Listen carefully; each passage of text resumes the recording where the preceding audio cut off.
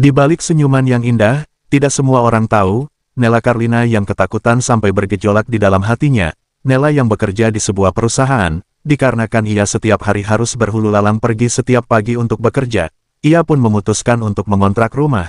Ternyata rumah itu dihuni oleh kuntilanak, karena dulu beberapa orang keluarga tinggal di rumah itu, namun karena cekcok rumah tangga, pemilik rumah sampai-sampai bunuh diri, dan ternyata bayangan itu kini Nella Karlina lah yang jadi sasaran terornya.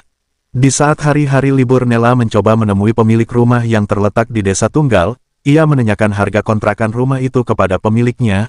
Pemiliknya memberikan harga yang cukup murah, dikarenakan tidak ada orang yang ingin tinggal di rumah itu, hanya Nella lah yang ingin mengontrak rumah itu, dikarenakan keganasan kuntilanaknya, namun pemilik rumah tidak memberitahukan bahwa rumahnya sangat angker, dan tidak memberitahukan kalau rumah itu pernah terjadi bunuh diri yang menakutkan.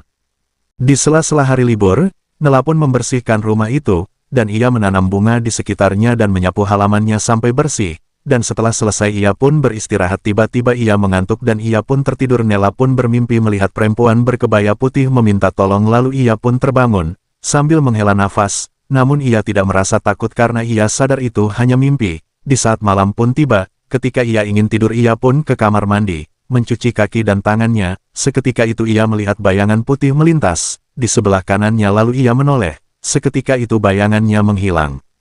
Nella pun langsung beranjak tidur. Di saat badan sudah terbaring dan rasa kantuk mulai tenggelam, tiba-tiba Nella merasa dipeluk dari belakang, ia merasa ada perempuan berbaju putih memeluknya, ia pun ketakutan dan ia mencoba melihat di sekitar kamar, namun tidak ada siapa-siapa, ia melanjutkan tidur lagi. Di saat ingatan hendak tenggelam Nella merasa ditimpai dari atas, seolah seperti tindihan, ia terbangun dengan nafas tersengal-sengal, Nella pun pergi ke kamar mandi lalu berwudu, ia mencoba sholat 2 rakaat dan setelahnya barulah Nella tertidur. Namun sekitar jam 3 malam Nella terbangun, ia merasa haus dan ia pergi ke dapur. Ia duduk tenang sambil minum, dan ia mendengar suara perempuan menangis di belakang rumah. Seketika itu Nella pun lari ke kamar, ia menutup pintu kamarnya dan ia menenangkan diri di kamar.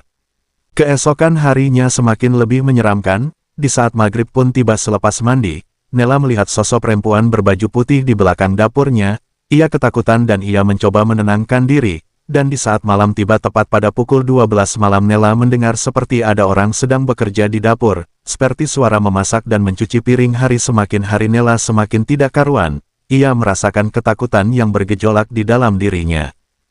Dengan rasa takut yang begitu besar Nella pun menceritakan hal itu kepada tetangga, dan tetangga tersenyum dan merasa heran, lalu mengatakan, "Kami pun heran melihatmu terlalu nekat untuk tinggal di rumah itu. Rumah itu sangat angker dulu, di rumah itu penghuninya bunuh diri karena cekcok rumah tangga. Kalau kamu tidak kuat carilah kontrakan lain," ucap tetangga. Dan seketika itu Nella pun semakin menjadi-jadi, dan rasa jengkel yang begitu besar kepada pemilik rumah, karena tidak mau mengatakan dari awal. Detik itu juga Nella berkemas baju dan angkat kaki dari rumah itu.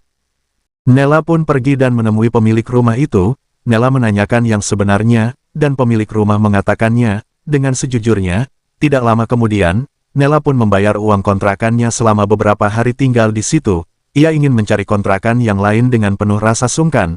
Pemilik rumah tidak menerima uang bayaran dari Nella. Lalu Nella pun berterima kasih, dan berpamitan Nella pun pergi. Nah, itu sajalah yang dapat kita bahas di video ini. Terima kasih telah mendengarkan. Mohon maaf atas segala kekurangan. Usikum wa nafsi bitaqwallah. Wassalamualaikum warahmatullahi wabarakatuh.